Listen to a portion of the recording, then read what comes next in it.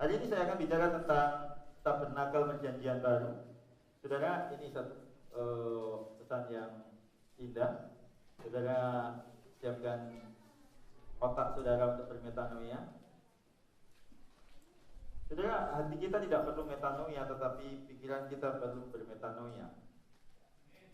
Amin. Amin. Nah,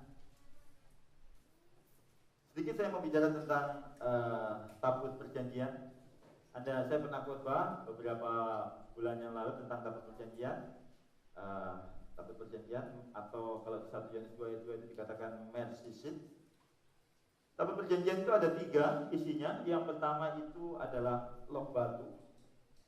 Loh batu yang terbuat dari batu safir. Itu sebabnya kalau safir, safira pindah agama biar tuh. Sekali batu tetap batu. Agama itu identik dengan batu. Tidak usah kaget. Makanya sekali-sekali jangan kasih nama anak saudara Safira. Bikin malu keluarga. Minta maaf yang nggak pernah lihat infotainment, Anda kurang mengerti apa yang saya maksud.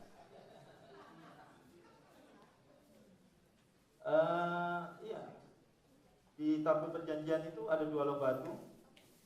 Yang kedua itu ada tongkat Harun yang berbunga, bertunas dan berbuah dalam satu malam. Ya, bayangkan ada satu musim. Biasanya musim itu ada musim berbunga, baru musim bertunas, baru berbunga, baru berbuah. Ini bicara tentang percepatan, tentang the power of resurrection. Yang ketiga itu tentang mana. Nah, Anda pasti tahu bahwa 3 benda ini tersimpan dalam tabut, tidak kelihatan dari luar. Yang pertama tentang loh batu. Loh batu itu bicara tentang pemberontakan Anda terhadap Allah, betul? Jadi pemberontakan Anda terhadap Allah itu tidak kelihatan dari luar. Itu sebabnya dilambangkan, ditipologikan. Dia ada di dalam tabut perjanjian yang dia dipercikin darah 7 kali imam besar setiap 1 tahun 1 kali. Jadi pemberontakan Anda terhadap Allah itu tidak pernah diperhitungkan. Anda tidak akan pernah bisa mengecewakan Allah. Amin. Karena Allah tahu Anda sering mengecewakan. Sesuatu yang Anda tahu, kalau Anda tahu, Anda tidak akan kecewa. Kalau saya menyuruh anak saya Dennis ini baru umur umur 1 tahun, kalau saya suruh angkat kursi, saya tidak kecewa kalau dia nggak berhasil, karena betulnya saya tahu dia nggak akan mampu. Jadi sebabnya sangat aneh kalau orang bilang jangan mengecewakan Tuhan. Ketika Anda bilang jangan mengecewakan Tuhan, Anda sudah mengecewakan Tuhan. Betul? Ya. Dan yang kedua itu mana. Mana itu melambangkan pemberontakan Anda terhadap kecukupan berkat Tuhan, terhadap Allah yang selalu menyediakan. Betul nggak? Anda bilang, aduh kalau nggak punya pekerjaan khawatir. Buktinya setelah Anda mendapat pekerjaan, Anda punya jabatan, Anda punya gaji, Anda tetap khawatir. Anda kurang ajar berarti. Itu sebabnya saudara, banyak orang hidupnya tidak pernah percaya, meskipun dia mengidentifikasi dirinya sebagai orang percaya. Orang percaya yang jarang percaya. Amin. Orang percaya yang jarang percaya. Hari Kamis kemarin saya khotbah tentang orang benar hidup oleh iman. Orang benar hidup oleh iman. Itu sebabnya iman yang membuat orang benar. Anda orang benar, katakan saya orang benar. Katakan saya hidup oleh iman. Tapi banyak kali kita lupa iman itu hanya bisa terjadi oleh sebuah fakta. Saudara, iman itu tidak pernah berkaitan dengan yang bukan namanya fakta. Anda mengerti maksud saya? Iman itu korelasinya selalu dan satu-satunya hanya dengan fakta. Jadi kalau belum jadi fakta, Anda tidak boleh beriman. Sebelum Yesus bilang belum sudah selesai, Anda tidak bisa beriman. Itu sebabnya tidak ada kata iman di dalam perjanjian lama, karena belum ada kata sudah selesai. Sesuatu yang sudah jadi fakta, Anda boleh jadi beriman. Oke? Nah, faktanya Allah mengasihi Anda, itu fakta. Tapi banyak orang benar hidup oleh perasaan. Pak Pendeta, kita tidak rasa Tuhan sayang pada kita. Kita tidak rasa Tuhan sayang pada orang keluarga. Itu sebabnya perasaan itu sering membunuh fakta. Perasaan itu sering menjadikan fakta menjadi tidak fakta. Fakta bahwa Tuhan sudah mati, fakta bahwa Anda sudah mati, fakta Anda sudah dikasihi, fakta Anda sudah diberkati. Kalau Anda hidup oleh perasaan, maka ayatnya orang benar mati oleh perasaan. Itu sebabnya perasaan lebih banyak membunuhmu. Betul nggak? Orang jatuh cinta bunuh diri, itu dia dibunuh oleh perasaan. Coba kalau dia beriman, Anda pasti Tuhan sediakan ada cewek lain yang lebih gagah. Artinya dia pakai iman, maka dia tidak akan bunuh diri. Tapi kalau perasaan itu membunuh kita. Perasaan itu naik turun, up and down. Kalau gaji bagus, jabatan bagus, suasana rumah bagus, naik. Kalau ketika di lembah kelam susah. Di lembah kelam susah orang beriman. Setiap orang yang lembah kelam pasti dia naik ke menara doa, hanya untuk memastikan perasaannya cocok dengan faktanya. Meskipun padahal fakta itu tetap fakta. Amin. Anda tidak perlu berdoa menengking. Anda tidak perlu berdoa supaya ibu kota Provinsi Sulawesi Utara Manado. Saya pastikan faktanya Manado. Masalah Anda tidak percaya, tidak mengubah fakta. Perasaan Anda tidak pernah mengubah fakta. Kalau faktanya Anda dicintai tanpa syarat, kalau Anda merasa tidak dicintai tanpa syarat, tidak pernah mengubah fakta. Anda tidak perlu cukup baik untuk mengatakan Tuhan itu baik. Tuhan tetap baik meskipun mulutmu jahat mengatakan dia jahat. Amin. Itu sebabnya, ya beri tepuk tangan bagi Tuhan. Itu sebabnya mana ini bicara tentang kekhawatiran dan itu di dalam RCC. Jadi ada lomba batu, ada mana, dan yang ketiga ada tongkat Harun. Tongkat Harun ini bicara tentang pemberontakan terhadap kepemimpinan. Sebetulnya orang-orang yang khotbah tentang submission, dia harus khotbah tentang tongkat Harun. Oke, jadi Anda mesti tahu bahwa ini ada di dalam tabut perjanjian, dan tabut perjanjian ada di ruang Maha Kudus, Holy of Holies.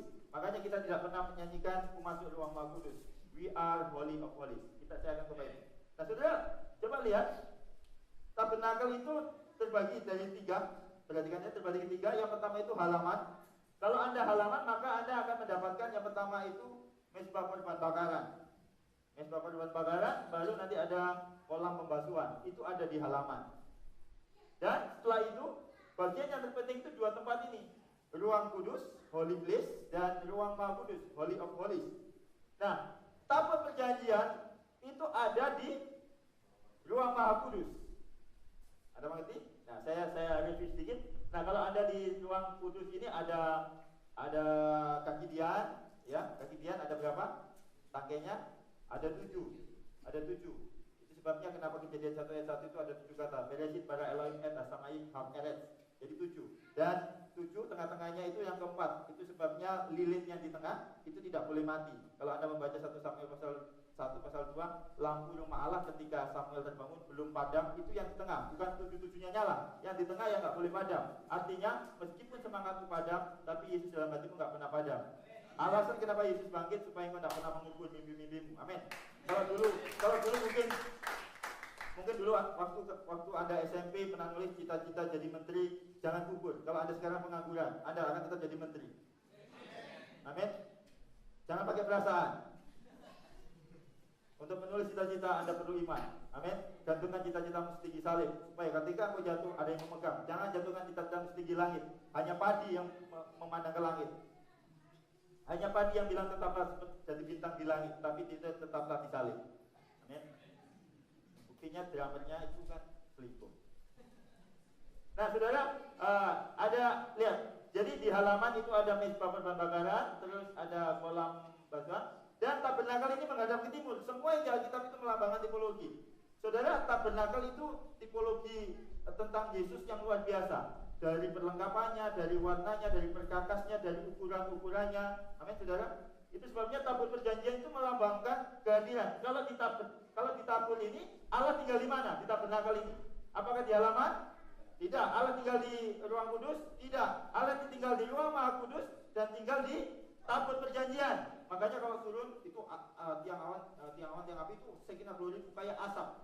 Kalau Anda membaca dengan detail, dan membaca dengan detail ditambah Anda mendaftar sekolah kasih karunia, maka Anda akan tahu bahwa tabernakel ini, ada yang tepuk tangan. Kalau Anda membaca dengan detail dan ditambah kalau Anda ikut sekolah kasih karunia,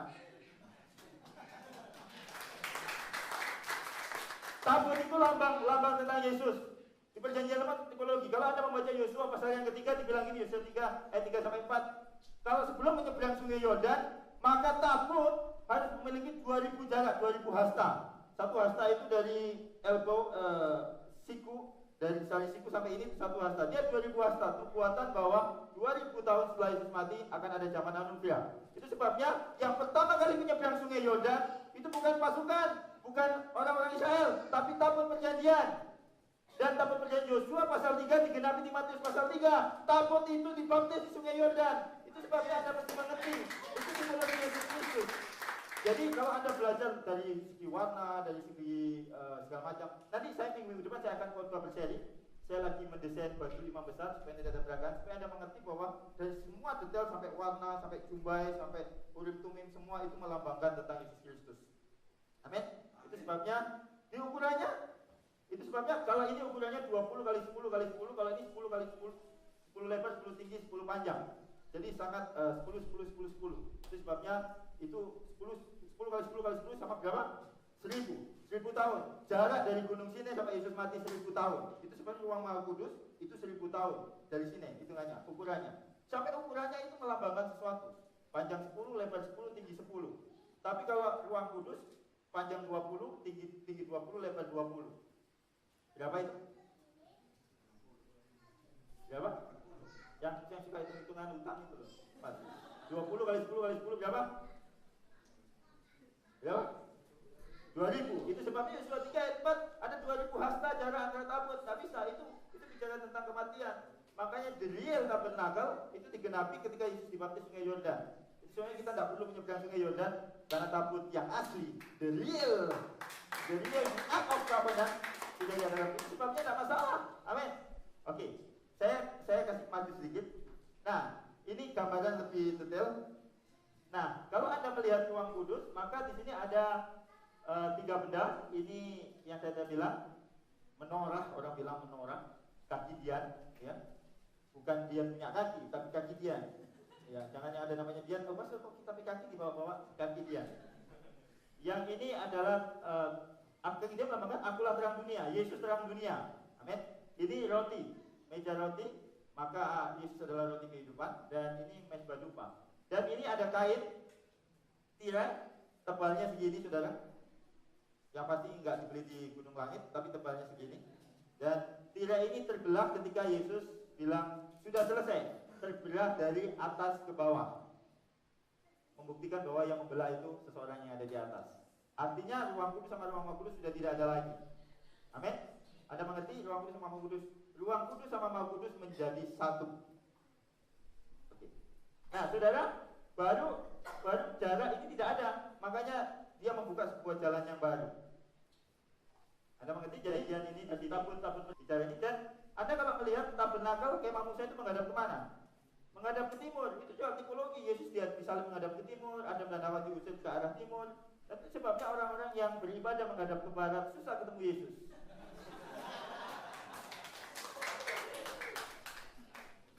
Loh, iya betul. Tuhan selalu di belakang sejarah, saudara. Oke? Tapi hari ini saya tidak ngomong tentang tabernakel perjanjian lama, karena ini tabernakel.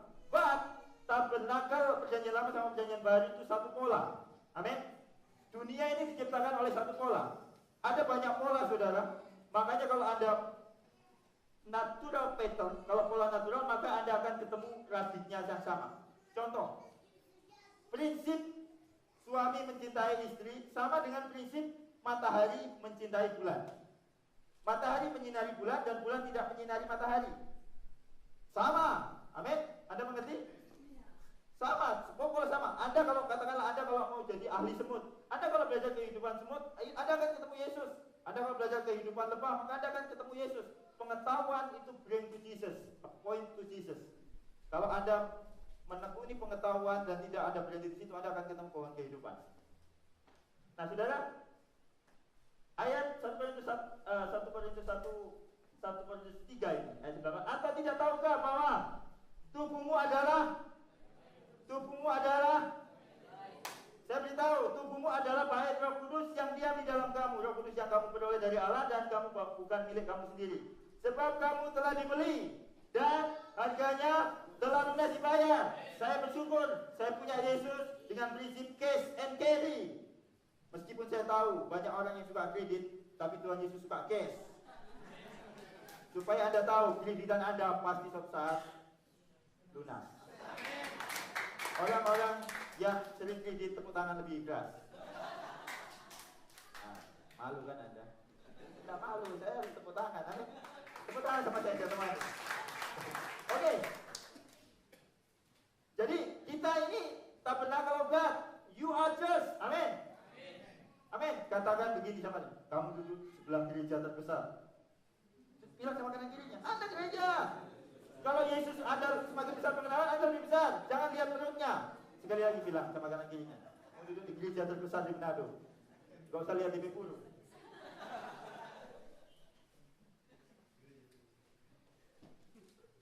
Mana yang diciptakan dahulu? Mana yang diciptakan dahulu, manusia atau tabernakel?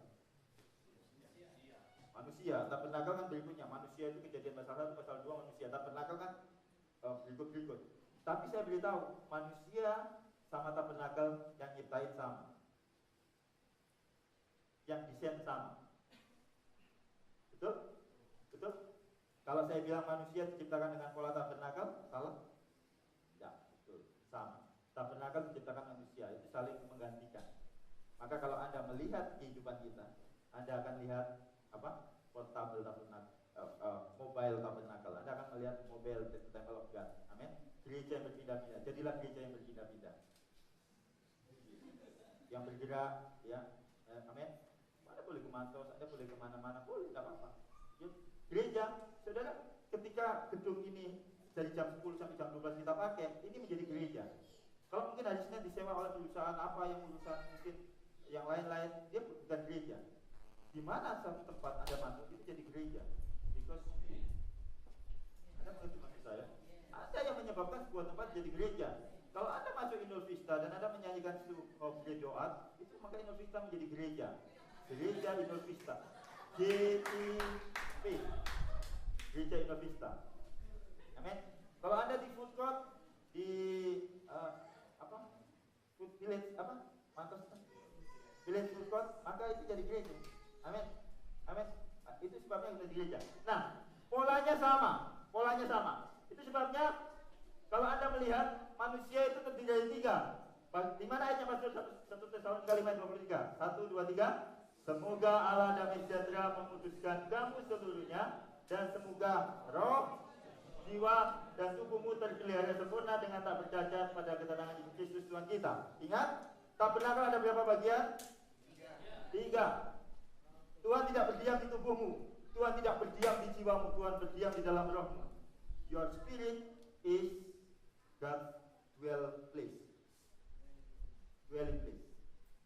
Satu ayat lagi, Ibrani 4:12. Sebab firman Allah yang hidup, kuat dan lebih tajam daripada pedang bermata dua manapun, ia menusuk amat dalam sampai memisahkan jiwa dan roh, sendi-sendi dan sumsum. Itu kan tubuh kan? Ia sanggup membedakan pertimbangan dan pikiran hati kita.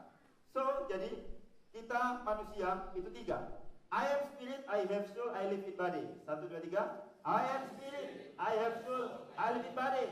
Kita ini roh. Amin. Saya adalah roh. Itu sebabnya roh ini di situ Tuhan tinggal. Amin. Itu sebabnya roh jahat tidak bisa bermanifestasi. Kalau Anda lihat setan iblis, apalagi orang-orang sangir gitu ya, yang masih percaya, orang-orang roh jahat itu kalau bermanifestasi dia perlu medium, dia perlu pohon, dia perlu binatang, betul nggak? Anda mengerti maksud saya?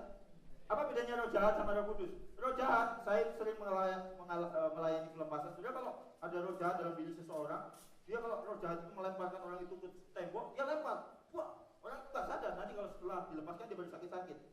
Jadi ketika roh jahat itu punya maksud, orang itu tunduk. Tapi roh kudus ketika menggerakkan Anda memberkati gereja ini, kenapa Anda masih bisa menolak? Mana lebih besar roh kudus sama roh jahat? Yesus terlebih besar. Yesus terlebih besar. Roh kudus lebih besar. Tapi roh itu tidak pernah memaksa Anda. Sebab itu dia dikasih atribut roh yang lemah lembut. Amin. Saya percaya kalau roh kudus model roh jahat, pasti ada beberapa orang sudah jadi full time di FCC. I'm serious. Betul nggak? Kita bantu Pastor Daud part time nggak ya, full time nggak ya? Mas nggak ada gaji, PP Gembala nggak ada gaji, apalagi kita. Saya tanya, misalkan roh jahat, Anda pernah lihat orang kerasukan setan? Orang kerasukan setan, dia diatur setan. Kemon Anda kerasukan roh kudus. Tapi celakanya Anda yang ngatur roh kudus. Hah? Betul nggak? Loh, saya kadang-kadang mau berdoa, Tuhan, 1 minggu kok roh kudus dulu roh jahat. Loh iya, kalau roh kudus punya mau, Anda tetap gerak. Misalkan gini, misalkan males kok kita ibadah minggu depan.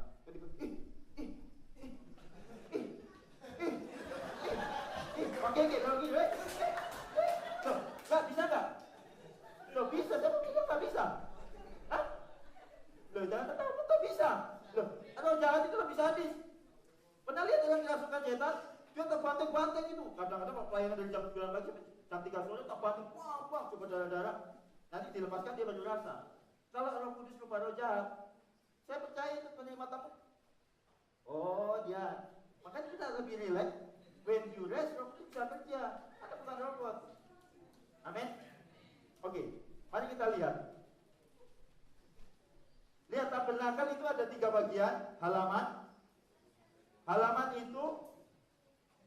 Halaman itu tubuh kita, betul? Betul? Betul nggak? Halaman itu tubuh kita. Roh Anda nggak perlu dibaptis.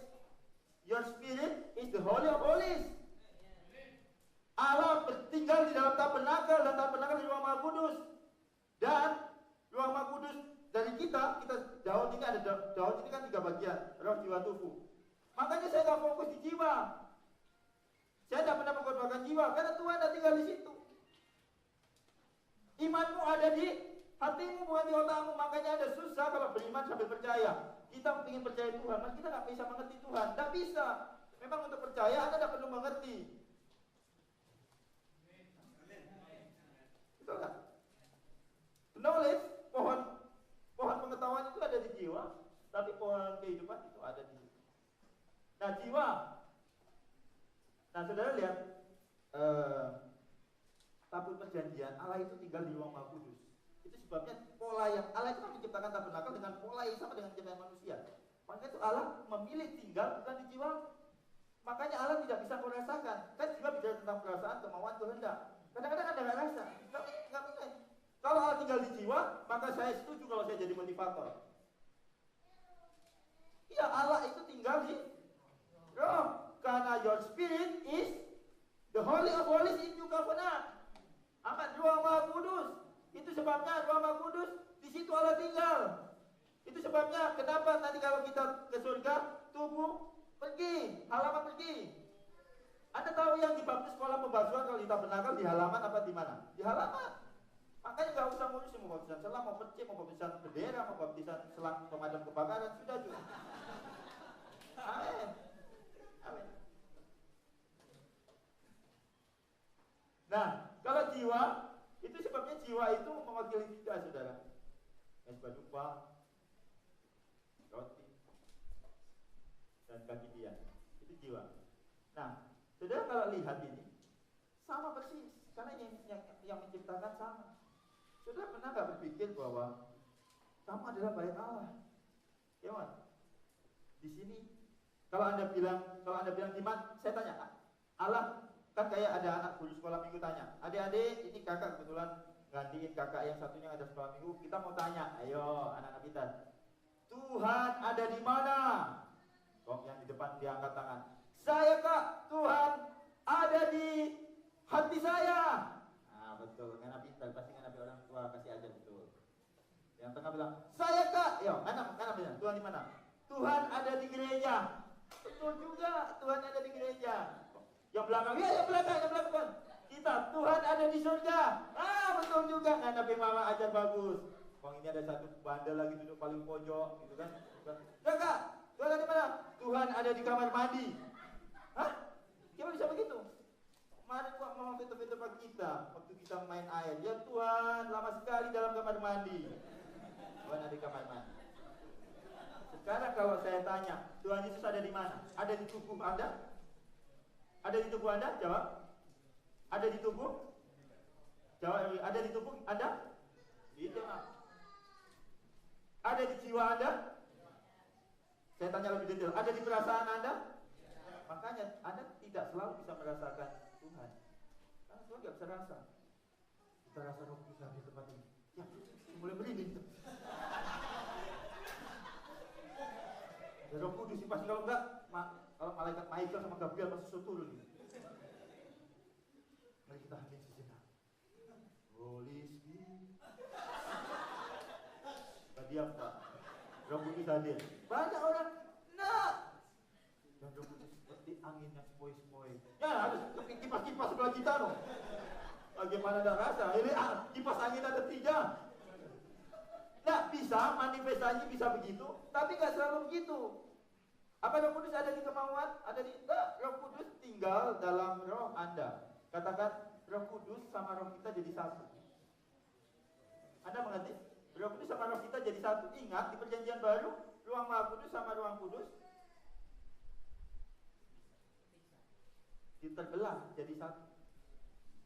Makanya saudara, kenapa saya bilang saya tidak pernah tanya Tuhan? Kemauan saya juga kemauan Tuhan. Loh, pastor, kalau tiba-tiba pastor ingin mabuk, ya pasti bukan Tuhan, itu kurang ajar.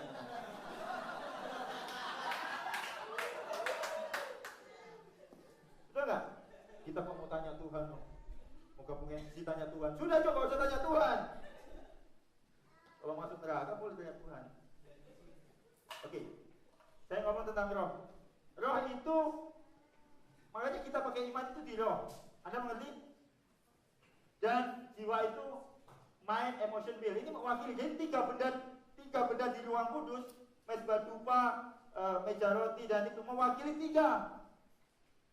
Psikologi bilang kita ini mind, emotion, will. Nah, saya beritahu. Iman, mind, katakan saya kasih contoh, mind tentang reasonable, tentang logis. Mana yang datang dulu? Kalau Anda memiliki suatu masalah di pekerjaan di kantor, logika dulu atau iman atau percaya dulu? Logika dulu. Saya beritahu saudara, pola Tuhan berbicara dari zaman dulu selalu dari inside out, dari dalam keluar. Tapi kenapa agama Kristen mengajarkan kita mesti dengar tanda-tanda dari luar ke dalam? Tidak, polanya sama karena Tuhan yang bicara, Tuhan yang sama. Kalau dulu Tuhan bicara dari dalam keluar, makanya kalau Anda membaca kitab Imamat itu kan diakhiri dengan kalau ayat atasnya Keluaran terakhir dikatakan Tuhan diam, lalu Imamat 1 ayat 1 bilang Tuhan memanggil Musa dan berfirman kepadanya dari dalam kemah pertemuan. Makanya kitab Imamat itu dibuka dengan dia memanggil Musa dari dalam kemah pertemuan. Makanya kitab Imamat kalau di dalam bahasa Ibrani itu Vayikra. Bagus itu buat nama anak. Vayikra artinya he calling. Tuhan memanggilmu bukan dari luar. Makanya saudara, kalau Anda dinubuatkan oleh hamba Tuhan siapapun, kalau dari dalam hatimu gak setuju, berarti percaya hati nuranimu. Karena polanya selalu inside out. Nah, pasti jadi pendeta. Kalau Anda suka buka warung, percaya hatimu. Pendeta bilang apa? Anda mengerti maksud saya? Itu sebabnya percaya mendahului logika. Nah, kenapa logika kita ini sekarang mendahului dari percaya kita? Karena kita makan pohon pengetahuan. This is the tree of knowledge. Anak-anak kita harus, saya memakai kata harus sekolah, betul nggak? Anda tahu kata sekolah? Sekolah school, bahasa Latin, artinya mengisi waktu luang. Jadi dulu konsep sekolah ketika pertama ditemukan, anak-anak kecil itu pertama suka bermain lumpur, main petak umpet. Lego, mana paril, cici, apa? Kalau curang itu apa? Ruci. Kita kok gara-gara kemarin si siapa? Timothy main di Lahendong itu, kita baru tahu ada Ruci, ada Lego. Oh, kita catat dulu kosakata baru. Kita baru dengar ada Lego. Anak-anak habis bermain Lego, Kevin Lego, bermain terus bilang gini, sudah bermain. Sekarang orang mau belajar mewarnai ya, menulis. Jadi sekolah itu mengisi waktu luang, waktu utama mereka bermain. Tapi sekarang terbalik. Anak-anak sekolah kalau lihat tanggal merah liburan, senang. Jadi buat mereka sekolahnya bukan rekreasi, rekreasinya tunggu liburan. Ini terbalik konsepnya. Makanya sekolah yang benar itu konsep rekreasi, konsep fun ada di sekolah itu. Beberapa sekolah sudah tahu itu. Nah, saya beritahu saudara, pohon pengetahuan ini membunuh Anda. Kenapa membunuh Anda? Anda kalau sama pohon pengetahuan, Anda berhadapan sendiri. Karena Tuhan Anda tidak ada di jiwa, Tuhanmu itu tidak ada di pikiranmu. Makanya saya beritahu, meskipun ada kasih karunia, jangan baca semua buku. Makanya saya sebut, kalau saya mereferensikan sebagai gembala, banyak tuh, ada sekitar 50 grace preacher di dunia. Tapi tidak 50-50-nya saya baca semua. Karena saya, saudara, ada yang menulis, kalau saya nggak kuat, susah, saya akan, Anda kalau nggak punya apa-apa untuk membanding, Anda telan mentah-mentah aja. Betul nggak? Misalkan Pak Revino, saya ajak ngomong tentang musik. Meskipun saya ngomong salah, dia, oh begitu Pastor. Iya, karena dia nggak punya pembanding. Anda mengerti maksud saya? Itu sebabnya pengetahuan itu, logika, pikiran, itu harusnya datang belakangan. Anda lihat cara Allah bergerak dari ruang Maha Kudus ke ruang kudus ke halaman. Gimana? Itu sebabnya dibelah. Tirai itu di perjanjian baru, kemauan kita, kemauan Allah. Dialah, Filipi 2 ayat 13. Dialah yang mengerjakan kemauan kehendak dalam kita. Amin. Itu sebabnya kalau saya bilang Tuhan tidak perlu, saya tidak perlu bertanya. Orang dulu perlu bertanya karena ruang kudus sama ruang maha kudus masih ada sekat. Tapi sekarang tidak ada sekat antara ruang maha kudus, tidak ada sekat antara roh sama jiwa kita. Amin. Itu sebabnya setiap kali roh Anda disegarkan, jiwa Anda segar. Anda mengerti? Jadi ini pohon pengetahuan. Roh ini manusia, ini kan ini kan tabernakel iman di mana Tuhan tinggal. Itu sebabnya setiap kali Anda mendengar khotbah tentang Tuhan, maka roh Anda segar. Tapi setiap kali Anda mendengar khotbah tentang motivasi, kata-kata ataupun ayat-ayat Alkitab pun bisa jadi pengetahuan. Maka logika Anda akan jalan. Itu sebabnya saudara susah untuk hidup dengan iman kalau Anda tidak selalu dicas. Kalau Anda mengenal kasih karunia, Anda harus bertumbuh. Itu sebabnya mind emotion Anda tidak terjaga dengan baik. Kadang-kadang emosi. Anda kalau emosi Anda apa? Anda kurang pewahyuan. Anda mesti ingat bahwa tabernakel itu. Saya mundur ya supaya Anda mengerti. Saya mundur ini. Nah, ini kan roh kita, betul? Roh kita, ini polanya sama. Tuhan tinggal di dalam roh kita. Itu sebabnya Tuhan yang diselamatkan Tuhan di kayu salib apa? Divine exchange itu bicara apa? Roh ini nggak bisa diubah. Rusak parah hanya bisa ditukar. Yang bisa diubah itu mindset kita. Makanya pertobatan itu metanoia, perubahan pola pikir, bukan behavior modification. Kalau roh Anda terus-menerus mengalami pewahyuan, maka jiwa, perasaan, kemauan Anda akan terrealisasi sama tubuh. Anda jangan salah melakukan korban bakaran. Itu sebetulnya tipologi dari mematikan daging. Kalau Anda membawa binatang masuk tabernakel, maka dia harus masukkan korban bakaran. Itu urutannya nggak begitu sekarang. Urutannya bukan dari halaman, ruang kudus, ruang maha kudus, tapi urutannya dari ruang maha kudus, dari roh. Amin. Makanya kalau di gereja namanya pelayanan apa? Pelayanan rohani. Meskipun isinya banyak ritual agama. Tadi sopir taksi saya, itu sopir taksi yang sekitar dia bilang rabi. Tidak tahu kalau dia rabi apa enggak. Orang Jawa bilang kawin kan. Kawin apa enggak. Jadi saudara pengetahuan sama Anda itu ada di level jiwa. Ada di sini saudara. Itu sebabnya kalau Anda tidak mengalami di sini, ini kan terbelah. Anda tahu nggak? Agama Kristen, orang-orang menara doa itu perasaan tidak boleh dibawa ke roh, tidak boleh dibawa ke ruang maha kudus. The Holy of Holies inside you is your spirit. Allah itu roh dengan roh. Nih, saya beritahu yang kimia. Air sama minyak bisa jadi satu enggak? Enggak bisa. Air sama air bisa, karena dia senyawa, ya? Betul ya? Senyawa. Nah, kita ini kan ada 3 roh, jiwa, tubuh. Allah itu roh. Kira-kira Allah itu bisa masuk mana? Lewat tubuh? Tidak bisa. Allah tidak bisa masuk tubuh. Masuk jiwa? Tidak bisa. Allah tidak akan bisa dan tidak akan pernah mengubah perasaan, pikiran, kemauan sebelum mengubah rohmu. Makanya divine exchange itu diberikan hati yang baru. Kalau roh Anda nggak baru, stand di situ asal muasalnya dari roh. Ketika Anda roh, maka Anda bisa maju. Nah, makanya nih lihat ya, saya masuk ke sini. Ini lihat 2 Yohanes ayat 2.